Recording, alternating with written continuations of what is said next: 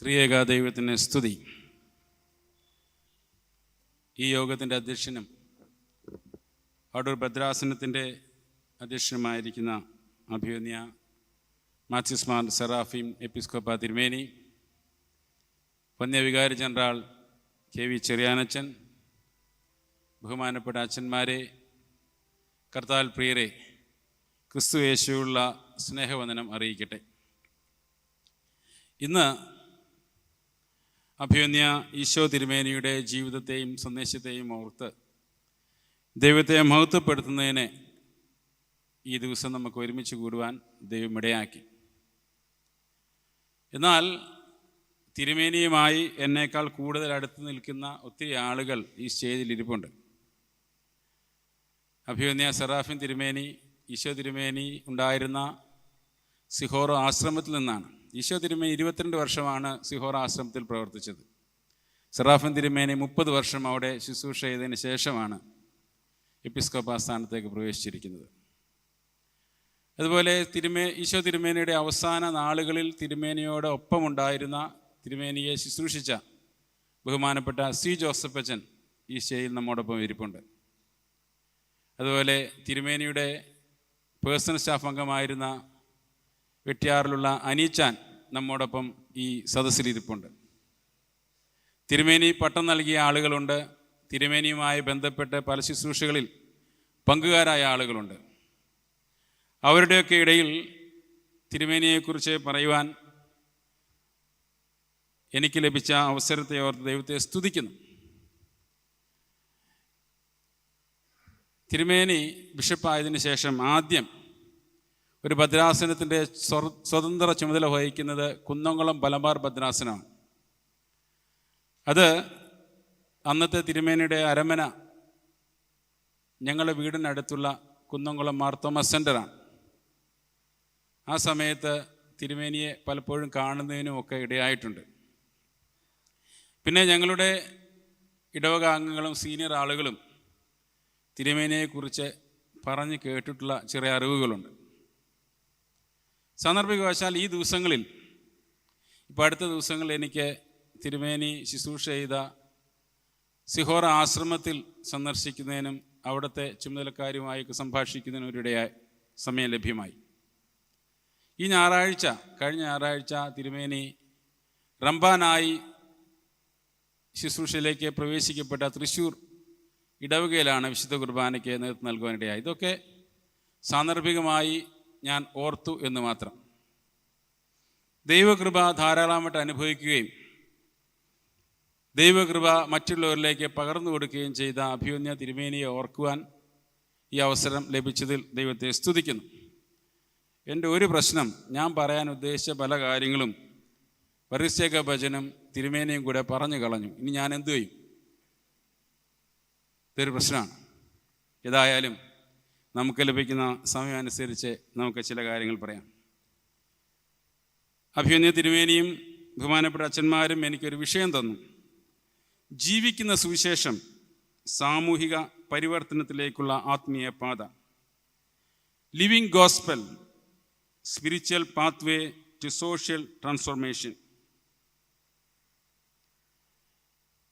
ദൈവവചനം നോക്കുമ്പോൾ കർത്താവ് ജീവിക്കുന്ന സുവിശേഷമായി ലോകത്ത് ജീവിച്ചതാണ്. അതാണ് കർത്താവിനെ നോക്കി കർത്താവിൽ ആശ്രയിച്ച് മുന്നോട്ട് പോകുന്നതാണ് ജീവിക്കുന്ന സുവിശേഷമായി ലോകത്ത് നിലനിൽക്കാൻ സാധിക്കുക. കർത്താവ് തൻ്റെ നസ്രേത്ത് മാനിഫെസ്റ്റോയിൽ ലൂക്കോസിൻ്റെ സുവിശേഷം 4-ാം അധ്യായം 18 മുതൽ 19 വാക്യങ്ങൾ പ്രകാരം പറയുന്നു: ദരിദ്രന്മാരോട് സുവിശേഷം അറിയിപ്പാൻ കർത്താവ് എന്നെ അഭിഷേകം ചെയ്യുകയാൽ അവൻ്റെ ആത്മാവ് എൻ്റെ മേലുണ്ട്. ബദ്ധന്മാർക്ക് വിടുതലും കുരുടന്മാർക്ക് കാഴ്ചയും പ്രസംഗിപ്പാനും പീഡിതരെ വിടുവിച്ചയപ്പാനും കർത്താവിൻ്റെ പ്രസാദവർഷം പ്രസംഗിപ്പാനും എന്നെ അയച്ചിരിക്കുന്നു എന്ന് എഴുതിയിരിക്കുന്ന സ്ഥലം കണ്ടു. ഇത് വായിച്ച് തിരിച്ചു കൊടുത്തിട്ട് കർത്താവ് പറഞ്ഞു, നിങ്ങൾ ഇന്ന് ഈ വചനം കേൾക്കയാൽ ഈ വചനത്തിന് നിവൃത്തി വന്നിരിക്കുന്നു. കർത്താവിനെക്കുറിച്ച് യോഹന്നാൻ സുവിശേഷം രേഖപ്പെടുന്നത് ഇങ്ങനെയാണ്. യോഹന്നാൻ എഴുതിയ സുവിശേഷം 1-ാം അധ്യായം 14-ാമത്തെ വാക്യം. വചനം ജഡമായി തീർന്നു, കൃപയും സത്യവും നിറഞ്ഞവനായി നമ്മുടെ ഇടയിൽ പാർത്തു. ഞങ്ങൾ അവൻ്റെ തേജസ് പിതാവിൽ നിന്നുള്ള ഏകജാതനായവൻ്റെ തേജസ്സായി കണ്ടു.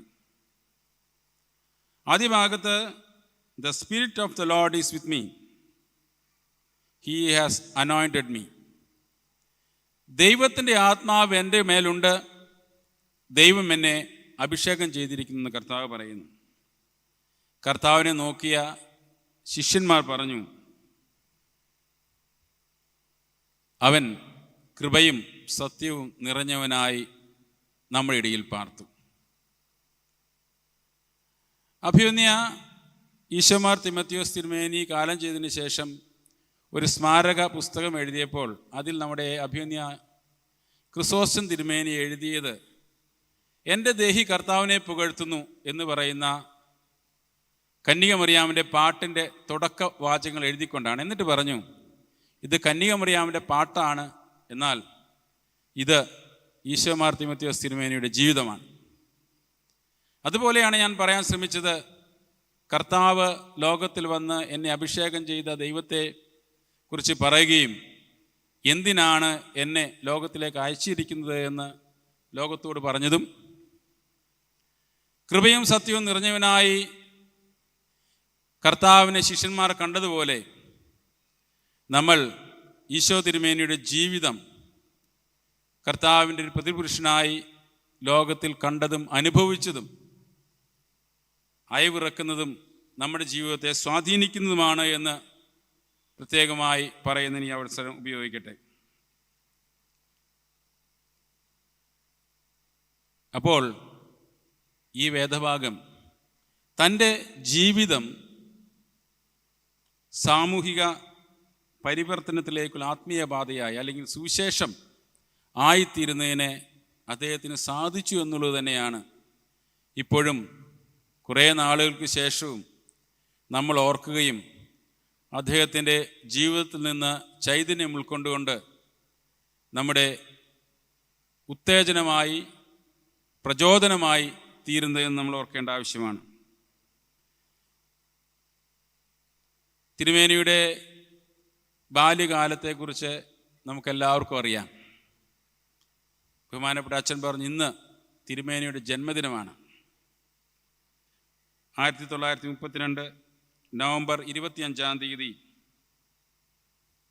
തോന്നിയാമലയിലുള്ള ഭവനത്തിൽ പിറന്ന് ചെറുപ്രായം മുതൽ തന്നെ ഉപവാസത്തിലും പ്രാർത്ഥനയിലും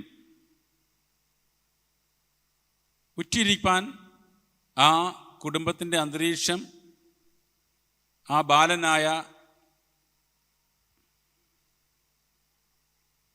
കോശി എന്ന് പറയുന്ന മനുഷ്യൻ, അല്ലെങ്കിൽ തങ്കപ്പൻ എന്ന് ഓമന പേരിട്ട് വിളിച്ച ആ പൈതലിന് ഇടയായി തീർന്നു. അന്നത്തെ സീനിയേഴ്സ് എല്ലാം ഓർക്കുന്നത് തങ്കപ്പനെ ഒരു വേദപുസ്തകം ഇല്ലാതെ കാണുക എന്നുള്ളത് അസാധ്യമാണ്. അതുകൊണ്ട് തന്നെ പ്രാർത്ഥന ജീവിതം ഏറ്റവും അനുഗ്രഹീതമായി നടത്തുന്നതിന് അദ്ദേഹത്തിന് സാധിച്ചു എന്നുള്ള പ്രധാനപ്പെട്ട കാര്യമാണ്. അദ്ദേഹം മറ്റുള്ളവരെ സഹായിക്കുന്നതിൽ ചെറുപ്പകാലം മുതൽ തങ്ങളുടെ യുവജനസഖ്യ അംഗങ്ങളെ പ്രചോദിപ്പിച്ച് മറ്റുള്ളവരെ സഹായിക്കുന്ന കാര്യങ്ങളെല്ലാം തിരുമേനിയെക്കുറിച്ചുള്ള പല പുസ്തകങ്ങളിലും നമ്മൾ വായിച്ചു കേട്ടിട്ടുണ്ട്. പാട്ടുകൾ പാടുന്നതും പഠിക്കുന്നതും വേദപുസ്തക വാക്യങ്ങൾ കാണാതെ പറയുന്നതും യുവജനസഖ്യ അംഗങ്ങളോടൊപ്പം അവരെ വേദപുസ്തകം വായിക്കുന്നതിനും ഓർമ്മിക്കുന്നതിനും വാക്യങ്ങൾ ഓർമ്മയിൽ കൊണ്ടുവരുന്നതിനൊക്കെ പ്രചോദിപ്പിക്കുന്നതും പല ആളുകൾ തങ്ങളുടെ എഴുത്തുകളിൽ എഴുതി കാണിച്ചിട്ടുണ്ട്. തിരുമേനിയുടെ സഹോദരൻ വി.ടി. ജോണച്ചൻ ഞങ്ങളുടെ വികാരിയായി കുറച്ച് നാളുണ്ടായിരുന്നു. അച്ഛൻ ചില കാര്യങ്ങൾ പറഞ്ഞു കേട്ടിട്ടുള്ളത്, സ്കൂളിൽ പഠിക്കുന്ന കാലത്ത് ഉച്ചഭക്ഷണ സമയത്ത് വീട്ടിലേക്ക് വരുമ്പോൾ അവിടെ ഒരു ചെറിയ സ്ഥലമുണ്ട്, അവിടെ മർക്കോസിൻ്റെ സുവിശേഷം വായിച്ച് പ്രാർത്ഥിക്കും. എത്ര പ്രചോദനാത്മകമായിട്ടാണ് ചെറുപ്പകാലം മുതൽ തന്നെ, അല്ലെങ്കിൽ യിരെമ്യാവിനെ കുറിച്ചൊക്കെ പറയുന്ന പോലെ അമ്മയുടെ ഉദരത്തിൽ നിന്ന് തന്നെ കർത്താവിന് വേണ്ടി വേർതിരിക്കപ്പെട്ടവനായി വളർന്നു വരുന്നതിന് തിരുമേനിക്ക് സാധിച്ചു എന്നുള്ളതാണ്. അല്ലെങ്കിൽ സുവിശേഷം തിരുമേനിയിലൂടെ ജീവിച്ചു എന്ന് പറയുന്നതായിരിക്കും ശരി. അതുകൊണ്ട് തൻ്റെ ഹൈസ്കൂൾ വിദ്യാഭ്യാസം പൂർത്തിയായപ്പോൾ കൊമ്പാടിയിലുള്ള നമ്മുടെ ബൈബിൾ ഇൻസ്റ്റിറ്റ്യൂട്ടിൽ ചേർന്ന് പഠിക്കുകയും അതിനുശേഷം സിഹോർ ആശ്രമത്തിലെ ഒരു അംഗമായി തീരുന്നതിനെ സാധിക്കുകയും ചെയ്തു. സിഹോർ ആശ്രമത്തിൽ വാസ്തവത്തിൽ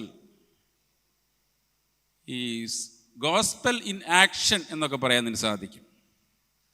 തൻ്റെ സുവിശേഷം പ്രവർത്തന പദ്ധതിയിൽ എങ്ങനെ കൊണ്ടുവരുവാൻ സാധിക്കുമെന്ന് കാണിച്ചു കൊടുത്ത ഒരു സന്ദർഭമായിട്ട് നമുക്ക് തിരുമേനിയുടെ ജീവിതത്തെ കാണുന്നതിന് സാധിക്കും. 20 വയസ്സുള്ള ഒരു യുവാവ് സിഹോർ ആശ്രമത്തിലെത്തുമ്പോൾ അവിടെയുള്ള മധ്യപ്രദേശിലെ ഗ്രാമങ്ങൾ സന്ദർശിക്കുന്നതിന് സുവിശേഷം താൻ പഠിച്ചത് തൻ്റെ ജീവിതത്തിൻ്റെ ഭാഗമാക്കി തീർക്കുന്ന അദ്ദേഹത്തിന് സാധിച്ചു. ആശ്രമത്തിലെ ചിട്ടയായുള്ള പ്രാർത്ഥന, ഉപവാസം. നമ്മൾ അവിടെ എന്തെങ്കിലും കാരണവശാൽ ചെന്ന് വരാൽ എങ്ങനെയെങ്കിലും ഇത് ഒഴിവാക്കാൻ പറ്റുമോ എന്ന് ശ്രമിക്കുമ്പോൾ വളരെ താല്പര്യത്തോടുകൂടി ഇതിൽ പങ്കാളിയാകുന്ന തങ്കപ്പൻ എന്ന യുവാവിനെക്കുറിച്ച് അവിടുത്തെ പഴയ ആളുകൾ പറയുന്നത് കേട്ടിട്ടുണ്ട്. അതുപോലെ അവിടുത്തെ കായിക അധ്വാനം, അതിൽ വളരെ സന്തോഷത്തോടെ പങ്കെടുക്കുന്ന തങ്കപ്പൻ എന്ന യുവാവ്, പിന്നീട് പട്ടക്കാരനായതിനു ശേഷവും അതുപോലെ തന്നെ അവിടുത്തെ ഗ്രാമങ്ങളിലുള്ള സുവിശേഷ പ്രവർത്തനങ്ങളിൽ വളരെ താല്പര്യത്തോടെ നേതൃത്വം നൽകുന്ന ഒരു മനുഷ്യൻ, അവിടുത്തെ കൃഷിയുടെ ആവശ്യത്തിന് അതിന് നേതൃത്വം കൊടുക്കുന്നയാൾ, വളരെ സാധുക്കളായ ആളുകളെ സഹായിക്കുന്നതിനും അവരോട് ഒരുമിച്ച് പ്രവർത്തിക്കുകയും ചെയ്യുന്ന ഒരു മനുഷ്യൻ, എവിടെയായാലും സുവിശേഷം തൻ്റെ ജീവിതത്തിലൂടെ ജീവിച്ച് കാണിക്കുക എന്നൊക്കെ പറയുന്ന ഇതാണ്. അവിടുത്തെ ആളുകൾ ഓർക്കുന്നൊരു സംഭവം, അവിടെ ആശ്രമം ഡേക്ക് ഒരുങ്ങുമ്പോൾ സമീപത്തുള്ള ഇടവകയിലുള്ള ആളുകളെല്ലാം വരും. അപ്പോൾ ആശ്രമം വളരെ ഭംഗിയാക്കേണ്ട ആവശ്യമുണ്ട്. എന്ന് പറഞ്ഞാൽ അവിടെയുള്ള ക്രമീകരണങ്ങളൊക്കെ ചെയ്യണം. അന്നത്തെ ക്രമീകരണം അനുസരിച്ച് നിലമെല്ലാം ശരിയാക്കുന്നത് കളിമണ്ണും ചാണകവും കൂടെ മിക്സ് ചെയ്ത് അതെല്ലാം വളരെയധികം മെഴുകി വൃത്തിയാക്കുന്നതാണ്. നമ്മളെല്ലാം വളരെ പ്രയാസമായി കാണുന്ന ചില ജോലികൾ വളരെ സന്തോഷത്തോടുകൂടെ അതിന് മുൻകൈയെടുക്കുന്ന കോശി ബാബുവിനെ കുറിച്ച് അവിടുത്തെ സിഹോറയിലുള്ള ആളുകൾ ഓർക്കുന്നുണ്ട്. എല്ലാവരും ഓർക്കുന്ന അങ്ങനെയാണ്. കോശി ബാബു ആണ് ഈ ജോലി ചെയ്യുന്നതിനെല്ലാം ഏറ്റവും മുൻപന്തിയിൽ നിൽക്കുന്നത്. അത് തൻ്റെ ഒരു പ്രവർത്തനം ചെയ്യുക എന്ന് മാത്രമല്ല, എല്ലാം സന്തോഷത്തോടെ ചെയ്യുകയും മറ്റുള്ളവർക്ക് മാതൃകയായി നിലനിൽക്കുകയും ചെയ്യുക എന്നുള്ളതാണ്. അവിടുത്തെ ആളുകൾ പറഞ്ഞു കേട്ടിട്ടുണ്ട്, ഈ അവിടെ പല സമയത്തിലും മണിയടിക്കുമ്പോൾ പ്രാർത്ഥന ഉണ്ട്. എന്നാൽ ജോലി ചെയ്തുകൊണ്ടിരിക്കുന്ന സമയത്ത് ആ ജോലി ചെയ്യുന്ന ആ വസ്ത്രവും വിയർപ്പും ഒക്കെ ആയിട്ട് ചാപ്പലിൽ വരാൻ പ്രയാസമാണ്. മണി കേൾക്കുമ്പോൾ താൻ ഏത് സ്ഥലത്താണോ അവിടെ പ്രാർത്ഥിക്കുന്ന കോശി ബാബു അല്ലെങ്കിൽ തങ്കപ്പൻ എന്ന് പറയുന്ന ആ മനുഷ്യൻ, അച്ഛനായി തീർന്ന കോശി അച്ഛൻ ചെയ്യുന്നത് പലരും ഓർക്കുന്നു എന്നുള്ളത് പ്രധാനപ്പെട്ട കാര്യമാണ്. അങ്ങനെ തൻ്റെ ജീവിതം എത്രത്തോളം വിനയാനിതനായും എത്രത്തോളം മറ്റുള്ളവർക്ക് അനുഗ്രഹമായി തീരാമോ എന്നുള്ളത് തൻ്റെ ജീവിതത്തിൻ്റെ ഭാഗമാക്കി തീർക്കുവാൻ അദ്ദേഹത്തിന് സാധിച്ചു എന്നുള്ളതാണ്. അവിടെ ചെന്നപ്പോൾ തന്നെ അവിടെയുള്ള ആളുകളുമായി വളരെ ഏകീഭവിച്ച് ഐഡൻറ്റിഫൈ ചെയ്യുക എന്നൊക്കെ പറയില്ലേ, അതുപോലെയാണ് അദ്ദേഹം പ്രവർത്തിച്ചത്. ഈ തോന്നിയാമലയിലായിരിക്കുമ്പോൾ സ്കൂളിൽ പഠിക്കുന്ന കാലത്ത് തന്നെ പത്തനംതിട്ടയിൽ വന്ന് ഹിന്ദി ട്യൂഷന് പോകുമായിരുന്നു എന്ന് കേട്ടിട്ടുണ്ട്. എന്തിനാണ് ഹിന്ദി ട്യൂഷന് പോകുന്നത്? ഞാൻ ഉത്തരേന്ത്യയിൽ സുവിശേഷ വേല ചെയ്യാൻ പോവുകയാണ്, അതുകൊണ്ട് ഹിന്ദി നന്നായി പഠിക്കേണ്ടത് ആവശ്യമുണ്ട്. അപ്പോൾ താൻ എന്താണോ ചെയ്യാൻ പോകുന്നത് അത് നേരത്തെ തന്നെ അറിഞ്ഞ് അതിനു വേണ്ടി തൻ്റെ എല്ലാ പ്രയത്നങ്ങളും ആ ശുശ്രൂഷയ്ക്ക് വേണ്ടി ഒരുങ്ങുന്ന തിരുമേനിയെ ചെറുപ്പം മുതലേ നമുക്ക് കാണുന്നതിന് സാധിക്കും. അന്ന് നമ്മുടെ മാർത്തോമാ തിരുമേനിമാരിൽ അനായാസേന ഹിന്ദിയിൽ പ്രസംഗിക്കാൻ സാധിക്കുന്ന ഒരു ബിഷപ്പേ ഉള്ളായിരുന്നു, ഈശോ തിരുമേനിയായിരുന്നു. എന്നാൽ ഇപ്പോൾ നമുക്ക് അഭിവന്യ സെറാഫിൻ തിരുമേനി ആ സിഹോരയിൽ നിന്ന് തന്നെ വന്നതുകൊണ്ട് അനായാസേന ഹിന്ദിയിൽ പ്രസംഗിക്കുന്നതിനും ഹിന്ദി കൈകാര്യം ചെയ്യുന്നതിനും തിരുമേനിക്ക് സാധിക്കുന്നു. അങ്ങനെ ആ പൈതൃകത്തിൽ നമുക്കൊരു തിരുമേനിയുടെ കിട്ടിയതിൽ ദൈവത്തെ നമുക്ക് സ്തുതിക്കാം. ആ ഗ്രാമത്തിലുള്ള ആളുകളോട് കൂടി ചേർന്ന് ഹിന്ദി ഭജൻ പാടുകയും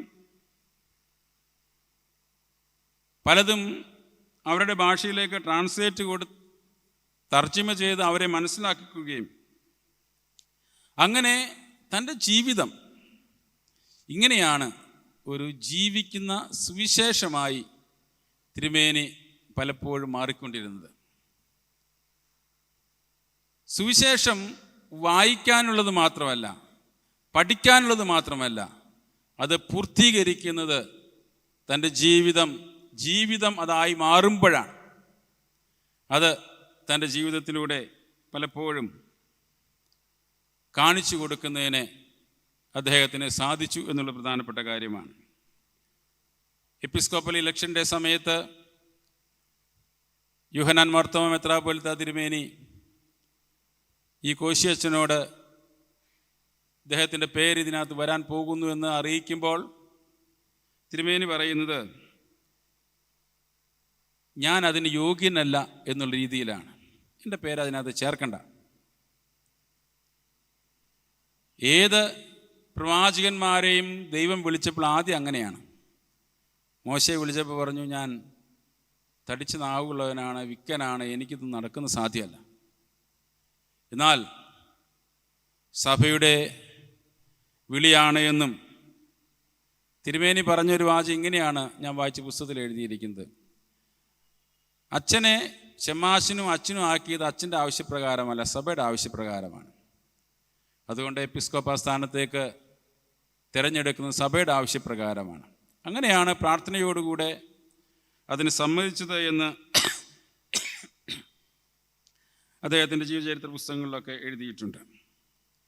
അന്ന് ഈ എപ്പിസ്കോപ്പൽ തിരഞ്ഞെടുപ്പ് നടക്കുന്ന സമയത്തെല്ലാം കോഴഞ്ചേരി പള്ളിയിൽ പ്രാർത്ഥനാ നിരതനായിരുന്നു എന്ന് കേട്ടിട്ടുണ്ട്. അതിനുവേണ്ടി പ്രാർത്ഥനയോട് ഒരുങ്ങിയത് ആ ഒരു പൈതൃകം ഞങ്ങൾക്ക് 3 പേർക്ക് ലഭ്യമായി. അഭിവന്യ സെറാഫിൻ തിരുമേനിയുടെ പ്രേരണയിലായിരിക്കാം ഞങ്ങൾക്ക് ആ ദിവസം നമ്മുടെ സെമിനാരി ചാപ്പലിൽ ഒരുമിച്ച് പ്രാർത്ഥിക്കുന്നതിനുള്ള അവസരമുണ്ടായി. പ്രാർത്ഥനയുടെ ബലം ജീവിതത്തിൽ ഏറ്റവും ശക്തമായി അനുഭവിച്ച ഒരു മനുഷ്യനായി അഭിവന്യ ഈശോ തിരുമേനി നമ്മൾ കാണുന്നതിന് സാധിക്കും. ഏത് വിഷയവും ഏത് പ്രശ്നവും പ്രാർത്ഥനയിലാണ് തിരുമേനി അഭയം കാണുന്നത്. പല ആളുകളും തിരുമേനിയോട് ചേർന്ന് താമസിച്ചിട്ടുള്ളവർ പറഞ്ഞു കേട്ടിട്ടുണ്ട്, രാത്രി സമയത്തൊക്കെ തിരുമേനിയുടെ മുറിയിൽ നിന്നോ അല്ലെങ്കിൽ ചാപ്പലിൽ നിന്നോ ഒക്കെ ഏങ്ങലടിച്ച് പ്രാർത്ഥിക്കുന്ന തിരുമേനിയെ നമ്മൾ കണ്ടിട്ടുണ്ട്. തൻ്റെ ആവശ്യങ്ങൾ, തൻ്റെ പ്രയാസങ്ങൾ, തൻ്റെ വേദനകൾ കർത്താവിനോട് പകർന്ന് കർത്താവിനെ സ്നേഹിതനെ പോലെ സംസാരിക്കുന്ന ഒരു ഈശോ തിരുമേനിയാണ് സഭയ്ക്ക് നമുക്ക് പരിചയപ്പെടുത്താൻ സാധിക്കുക. ഏറ്റവും വിനയാനിതനായി ഞാൻ ഏറ്റവും ചെറിയവനാണ്, എളിയവനാണ് എന്ന് പറയുക മാത്രമല്ല, ജീവിതത്തിൻ്റെ എല്ലാ അനുഭവങ്ങളിലും അത് ഘോഷിക്കുകയും മനഃപൂർവ്വം അതിനുവേണ്ടി തന്നെ സമർപ്പിക്കുകയും ചെയ്ത തിരുമേനി നമുക്ക് കാണുന്നതിന് സാധിക്കും. താൻ ബിഷപ്പായി സ്ഥാനാരോഹണത്തിന് ശേഷം നടക്കുന്ന ആദ്യത്തെ മീറ്റിങ്ങിൽ അദ്ദേഹം പറഞ്ഞത്, ഞാൻ ഒരു കോഴി വളർത്തുകാരൻ മാത്രമാണ്. ദാവീദിനെ ആടുമേയ്ക്കുന്നതിൽ നിന്ന് തിരഞ്ഞെടുത്ത ദൈവമാണ് കോഴി വളർത്തുന്ന ഭാഗത്തു നിന്ന് എന്നെ തിരഞ്ഞെടുത്ത് ഈ സഭയുടെ അധ്യക്ഷനാക്കി തീർത്തത്. എന്നാൽ താൻ ഏത് സ്ഥാനത്തായിരുന്നോ ഏറ്റവും വിനയാനിതനായി നമ്മളൊന്നും നമ്മുടെ ചെറിയ കാര്യങ്ങളൊന്നും പുറത്ത് പറയാൻ മടിക്കും. ഞാൻ എത്ര ചെറിയ ആളാണെന്ന് മറ്റുള്ളവർ സംശയിച്ച് പോയാലോ എന്നുള്ള ചിന്ത പലപ്പോഴും നമുക്ക് വരും. എന്നാൽ തൻ്റെ ജീവിതം ട്രാൻസ്പെറൻ്റായി അതുപോലെ മറ്റുള്ളവരോട് ചേർന്ന് അവർക്ക് കാണിച്ചു കൊടുത്ത് അവരെ അതിലേക്ക് ഉത്സാഹിപ്പിക്കുന്ന ഒരു തിരുമേനിയെ നമുക്ക് കാണുന്നതിന് സാധിക്കും. തിരുമേനി എപ്പോഴും സാധുക്കളോടുകൂടെ പാവപ്പെട്ടവരോടുകൂടെ ജീവിക്കുകയും അവരോടുകൂടെ ഏകീഭവിക്കുകയും ചെയ്യാൻ ശ്രമിച്ച മനുഷ്യനാണ്. ആദ്യം കുന്നംകുളം മലബാർ ഭദ്രാസനം, പിന്നെ അതിൻ്റെ പേര് മാറ്റി മദ്രാസ് കുന്നംകുളം ഭദ്രാസനമായി. പിന്നീട് അടൂർ മാവേലിക്കര ഭദ്രാസനത്തിൽ, ബോംബെ ഡൽഹി ഭദ്രാസനത്തിൽ, ഈ 3 ഭദ്രാസനങ്ങളിലാണ് തിരുമേനി ശുശ്രൂഷ ചെയ്തിട്ടുള്ളത്.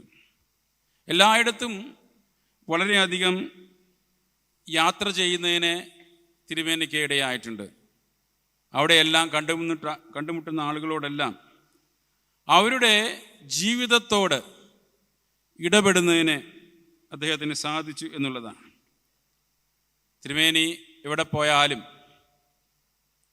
ഏറ്റവും സാധുക്കളോടുകൂടെ ഇടപെടുന്നതിന് അദ്ദേഹത്തിന് സാധിച്ചു. ഗൾഫ് ഇടവകളിലൊക്കെ പോകുമ്പോൾ അവിടെയുള്ള ലേബർ ക്യാമ്പുകളിലൊക്കെ സന്ദർശിക്കുന്നു എന്ന് കേട്ടിട്ടുണ്ട്. സന്ദർശിക്കുക മാത്രമല്ല, അവരോടുകൂടെ ചേർന്ന് പ്രാർത്ഥിക്കുന്നതിനും അവരോടുകൂടെ ഒരുമിച്ച് ഇരിക്കുന്നതിനും ഒക്കെ തിരുമേനി സമയം കണ്ടെത്തുന്നു. ഒരു ലേബർ ക്യാമ്പിലുണ്ടായിരുന്ന ഒരു മനുഷ്യൻ ഇപ്രകാരം ഓർമ്മിച്ചത് ഞാൻ വായിച്ചു കേട്ടിട്ടുണ്ട്. തിരുമേനി വന്നതിൻ്റെ ശബ്ദം പോലും ഞങ്ങൾ കേട്ടില്ല, എന്നാൽ അദ്ദേഹം പോയപ്പോൾ ഞങ്ങളുടെ ഹൃദയം നിറഞ്ഞുപോയി. തിരുമേനി came without noise but left our hearts full. ഇതാണ് ജീവിക്കുന്ന സുവിശേഷം. ഈ ജീവിക്കുന്ന സുവിശേഷമാണ് സമൂഹത്തെ രൂപാന്തരപ്പെടുത്തുന്നത്.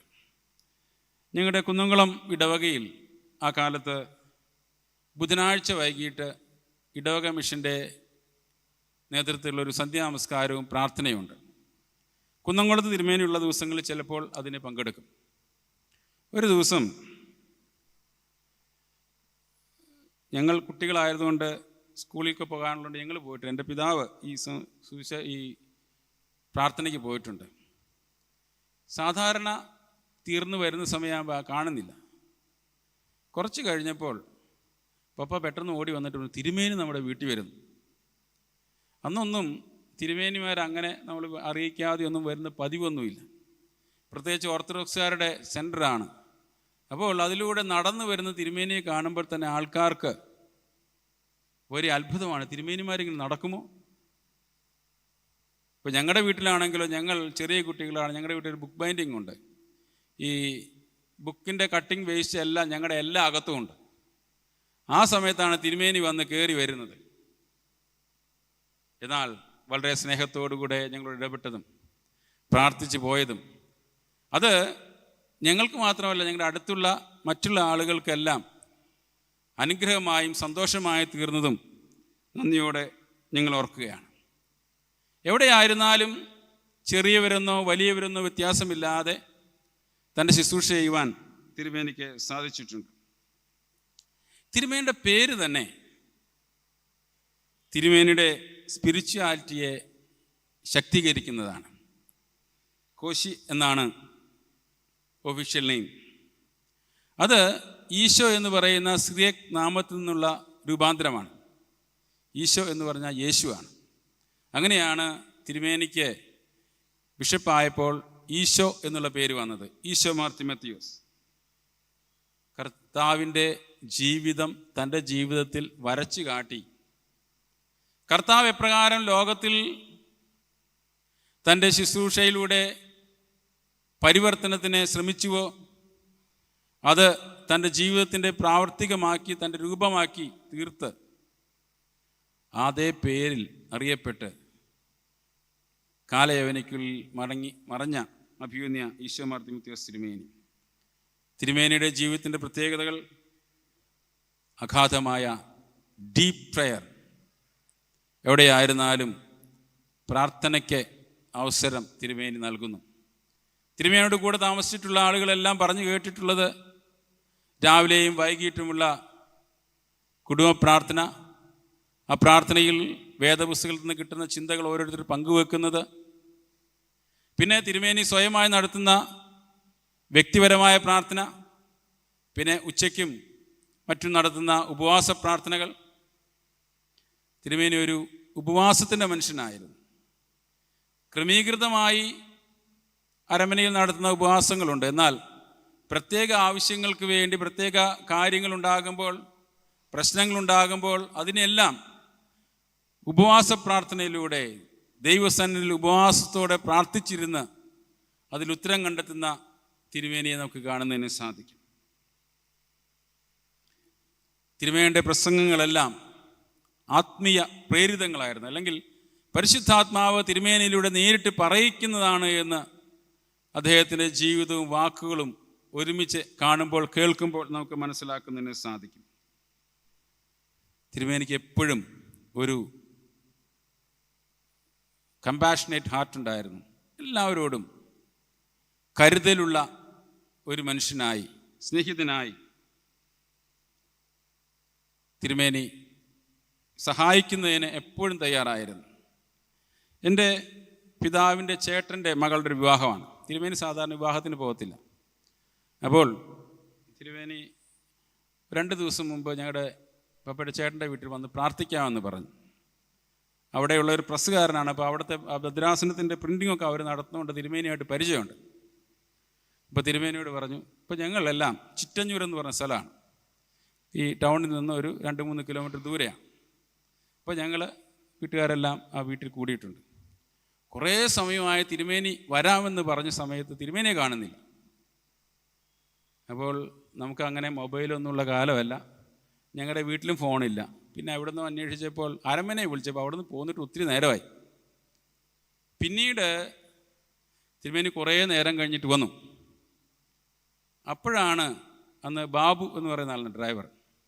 അദ്ദേഹം പറഞ്ഞു, വരുന്ന സമയത്ത് കുറുക്കമ്പാറ എന്ന് പറയുന്ന സ്ഥലമുണ്ട്, അവിടെ ഈ കല്ല് പൊട്ടിക്കുന്ന സ്ഥലമാണ്.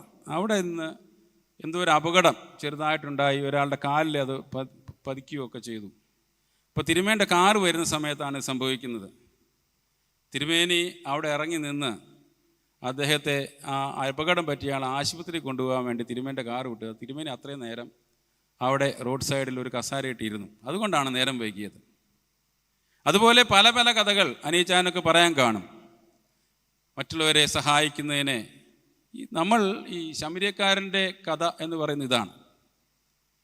ഈ യാത്രയ്ക്ക് പോകുമ്പോൾ നമുക്ക് നേരം വൈകും എന്നുള്ളത് കൊണ്ട് നമ്മൾ പലതും മൈൻഡ് ചെയ്യാതെ പോകുമ്പോൾ തിരുമേനി ഇതെല്ലാം ശ്രദ്ധിക്കുകയും മറ്റുള്ളവരുടെ ജീവിതത്തിൻ്റെ ഭാഗമായി ജീവിക്കുന്ന സുവിശേഷമായി എങ്ങനെ തീരാൻ സാധിക്കുന്നു എന്ന് തൻ്റെ ജീവിതത്തിലൂടെ കാണിച്ചു കൊടുക്കുന്നതാണ്.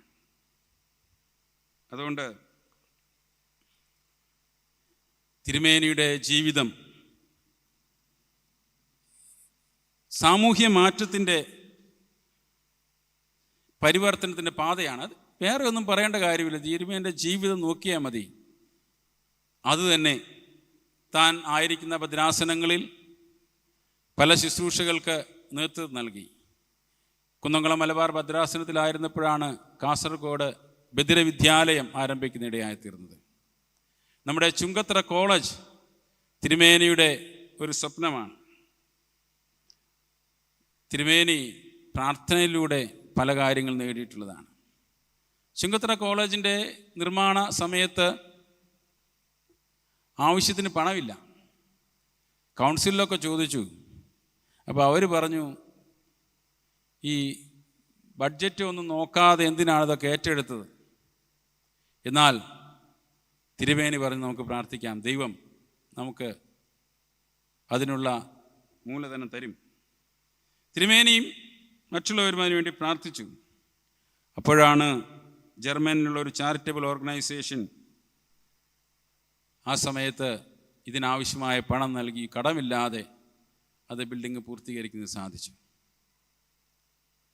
ദൈവത്തിൽ പൂർണ്ണമായി ആശ്രയിക്കുക, തൻ്റെ ജീവിതത്തിൻ്റെ എല്ലാ പ്രവർത്തനങ്ങളും ദൈവഹിതപ്രകാരമായി ക്രമീകരിക്കുക, ഇത് സുവിശേഷത്തിൻ്റെ ശക്തി ജീവിതത്തിൽ അനുഭവിച്ചറിയുകയും അത് മറ്റുള്ളവർക്ക് പകർന്നു കൊടുക്കുകയും അങ്ങനെ ജീവിതം തന്നെ സുവിശേഷമായി രൂപാന്തരപ്പെടുത്തുകയും ചെയ്യുന്നതിന് സാധിച്ചു. തിരുമേനിയെക്കുറിച്ച് ഒരു വാക്ക് പറഞ്ഞാൽ നമുക്ക് പറയാൻ സാധിക്കും, പ്രാർത്ഥനയാണ് ഈശോ തിരുമേനിയുടെ ജീവധാര. ബിഷപ്പുമാരെ ഏറ്റവും പ്രയാസപ്പെടുന്ന സന്ദർഭം ഇടവകൾ വഴക്കുണ്ടാകുമ്പോഴാണ്. പല ആളുകൾ പല പരാതികളുമായിട്ട് വരും. സെറാഫിൻ തിരുമേനി ഞാനൊക്കെ അത് അനുഭവിച്ച് തുടങ്ങിയിട്ടേ ഉള്ളൂ. എന്നാൽ തിരുമേൻ്റെ അടുത്ത് വരുന്ന പരാതികളെല്ലാം പരിഹരിക്കുന്നത് വരുന്നവരും തിരുമേനും കൂടി പ്രാർത്ഥിച്ച് അനുരഞ്ജനപ്പെട്ടു പോകുന്നതാണ്. ഞങ്ങളെല്ലാം കുറേയധികം കണ്ടുപഠിക്കേണ്ടിയിരിക്കുന്നു. എന്നാൽ തിരുമേനി ഒരു നല്ല മാതൃക, അതെല്ലാം ഒരു മാറ്റം അന്ന് ഉണ്ടായിരുന്ന സാഹചര്യങ്ങളിൽ നിന്ന് വ്യത്യസ്തമായി ചിന്തിക്കുകയും വ്യത്യസ്തമായി പ്രവർത്തിക്കുകയും, വ്യത്യസ്തത എന്ന് പറയുമ്പോൾ ദൈവഹിതത്തിന് അനുസരണമായി പ്രവർത്തിക്കുകയും ചെയ്യുന്നതിന് തിരുമേനിക്ക് സാധിച്ചു എന്നുള്ള പ്രധാനപ്പെട്ട കാര്യമാണ്. സ്ത്രീകളുടെയും കുട്ടികളുടെയും ഉന്നമനത്തിന് വേണ്ടി കുന്നംകുളം മലബാർ ഭദ്രാസനത്തിൽ സ്വാക്, അഡ്വാക് എന്നീ 2 സൊസൈറ്റികൾ രൂപീകരിച്ചു. ചന്തക്കുന്നിൽ വിമൻസ് ഹോസ്റ്റൽ സ്ഥാപിച്ചു. വില്ലേജ് ഗേൾസിന് വേണ്ടി ട്രെയിനിങ് പ്രോഗ്രാം, ഇതെല്ലാം ആവശ്യങ്ങളുടെ മധ്യത്തിലാണ്. അല്ലാതെ ഒരു സ്ഥാപനം ഉണ്ടാക്കാൻ വേണ്ടി സ്ഥാപനം ഉണ്ടാക്കുകയോ എൻ്റെ പേര് കാണിക്കണമെന്ന് വിചാരിക്കുമെന്നതല്ല. എന്താണോ ഒരു സ്ഥലത്ത് ആവശ്യം, എങ്ങനെയാണ് ആ സ്ഥലത്തെ ഉദ്ധരിക്കാൻ സാധിക്കുക, അത് ജാതിമത ഭേദമെന്നെ എല്ലാവരോടും കാണിക്കുന്നതിന് തിരുമേനിക്ക് സാധിച്ചു എന്നുള്ളതാണ് പ്രധാനപ്പെട്ട കാര്യം. ചുരുക്കി പറഞ്ഞാൽ തിരുമേനിയുടെ സ്വഭാവം എന്താണെന്ന് ചോദിച്ചാൽ ഹ്യൂമിലിറ്റിയാണ്, വിനയമാണ്. തിരുമേനി തൻ്റെ ബാഗ് വേറൊരാളെടുക്കാൻ അനുവദിക്കാറില്ല. ഒരു സ്ഥലത്ത് പോയാൽ ബിഷപ്പിന് പ്രത്യേക ട്രീറ്റ്മെൻറ്റ് കിട്ടണം, ഒരിക്കലും താല്പര്യപ്പെട്ടില്ല. പലപ്പോഴും അതിനെ എതിർത്തു. തിരുമേനി വളരെ സിമ്പിളാണ്. ഗ്രാമങ്ങളിലെ ഭവനങ്ങളിൽ താമസിച്ചു, വെറും പായിൽ കിടന്നുറങ്ങി, സാധാരണ ഭക്ഷണം കഴിച്ചു. മറ്റുള്ളവരോട് എപ്പോഴും അനുകമ്പയുള്ളവനാണ്. മറ്റുള്ളവരോട് കൂടെ കരഞ്ഞു പ്രാർത്ഥിച്ചു. ഒരു മുൻവിധിയും കൂടാതെ മറ്റുള്ളവരെ കേട്ടു. ഏത് പ്രശ്നത്തിൽ വന്നാലും നമുക്കൊക്കെയാണ് പ്രശ്നമുള്ളത്, ഒന്ന ആളാണ് വരുന്നതെങ്കിൽ നമുക്കൊരു ചെറിയൊരു മുൻവിധിയുണ്ട്. എന്നാൽ ഏത് പ്രതിസന്ധിയിൽ നിൽക്കുന്ന ആളുകളോടും മുൻവിധി കൂടാതെ അവരെ കേൾക്കുന്നതിനെ, തീരുമാനങ്ങൾ എടുക്കുന്നതിനെ തിരുമേനി ശ്രദ്ധിച്ചു. പലപ്പോഴും എൻ്റെ അച്ഛന്മാർക്ക് വീഴ്ച വരുന്നത്, എൻ്റെ ജനത്തിന് വീഴ്ച വരുന്നത് എൻ്റെ പ്രാർത്ഥനയുടെ കുറവാണ് എന്ന് പറഞ്ഞ് സ്വയമായി കൂടുതൽ സമയം പ്രാർത്ഥിക്കുന്നതിന് തിരുമേനി എടുത്തിട്ടുണ്ട് എന്ന് കേട്ടിട്ടുണ്ട്. നമ്മുടെ ജനത്തിൻ്റെ വീഴ്ച ബിഷപ്പിൻ്റെ വീഴ്ചയാണ്, പട്ടക്കാരുടെ വീഴ്ചയാണ്, നമ്മുടെ ഒരുമിച്ചുള്ള വീഴ്ചയാണ് തിരിച്ചറിഞ്ഞ് ഒരുമിച്ച് പ്രാർത്ഥിക്കുമ്പോഴാണ് കർത്താവിൻ്റെ സ്നേഹവും കർത്താവിൻ്റെ കരുണയും പരസ്പരം പങ്കുവെക്കുന്നതിന് മനസ്സിലാക്കാൻ നമുക്ക് സാധിക്കുന്നത്. തിരുമേനി തള്ളപ്പെട്ടവരെ ചേർത്ത് നിർത്തി. ദൈവഹിതം തൻ്റെ ജീവിതത്തിലൂടെ മനസ്സിലാക്കുന്നതിന് സാധിച്ചു. തിരുമേനി വിശുദ്ധനായിരുന്നു എന്ന് പലരും പറയും. തിരുമേനി എന്താണോ പ്രസംഗിച്ചത് അതുതന്നെയാണ് ജീവിച്ചത്. ഫിലിപ്പിയ ലേഖനത്തിൽ പറയുന്ന പോലെ ക്രിസ്തുവിൻ്റെ സുവിശേഷത്തിന് യോഗ്യമായ വണ്ണം മാത്രം നടപ്പിൻ. ഇത് തിരുമേനി ഇടയ്ക്കിടയ്ക്ക് പറയുന്നതാണ്. Conduct yourself worthy of the gospel. സുവിശേഷത്തിന് യോഗ്യമായ വിധത്തിൽ മാത്രം ജീവിക്കുക. തിരുമേനിയുടെ അവസാന നാളുകളെക്കുറിച്ച് ബഹുമാനപ്പെട്ട സി ജോസഫ് നമ്മളോട് പറയും. അന്ന് ഈ ആൻഡമാൻസിലേക്ക് പുറപ്പെടുന്നതിന് മുമ്പാണെന്ന് രാജീവ് ഗാന്ധിയുമായിട്ടുള്ള ഒരു കൂടിക്കാഴ്ച ഉണ്ടായത്. ആ കൂടിക്കാഴ്ചയുടെ വെളിച്ചത്തിലാണ് അനുശോചന സന്ദേശത്തിൽ രാജീവ് ഗാന്ധി പറഞ്ഞത്, the country has lost a true evangelist of rare calibre. യഥാർത്ഥമായ ഒരു സുവിശേഷകനെ രാജ്യത്ത് നഷ്ടപ്പെട്ടിരിക്കുന്നു. ഒരു സംഭാഷണത്തിൽ, ഒരു കൂടിക്കാഴ്ചയിൽ അദ്ദേഹത്തെ അങ്ങനെ തിരിച്ചറിയുന്നതിന് അന്നത്തെ പ്രധാനമന്ത്രിക്ക് സാധിച്ചു എന്നുള്ളതാണ്. തിരുമേനി വളരെ കുറഞ്ഞ കാലം മാത്രമാണ് ഈ ലോകത്ത് ശുശ്രൂഷ ചെയ്തത്. എൻ്റെ വിചാരം ഈ സഭയിൽ ഏറ്റവും കുറച്ച് നാൾ എപ്പിസ്കോപ്പൽ ശുശ്രൂഷ ചെയ്ത തിരുമേനി ഈശോ തിരുമേനിയായിരിക്കും. എന്നാൽ അനേകകാലം ജീവിച്ചവരേക്കാൾ അധികം സ്വാധീനം ചെലുത്തുവാൻ തിരുമേനിക്ക് സാധിച്ചു എന്നുള്ളതാണ് പ്രധാനപ്പെട്ട കാര്യം. അപ്പോൾ തിരുമേനിയുടെ ജീവിതത്തിൽ നിന്ന് ഈ സഭ എന്താണ് പഠിക്കേണ്ടത്? Spirituality must lead to social transformation. നമ്മുടെ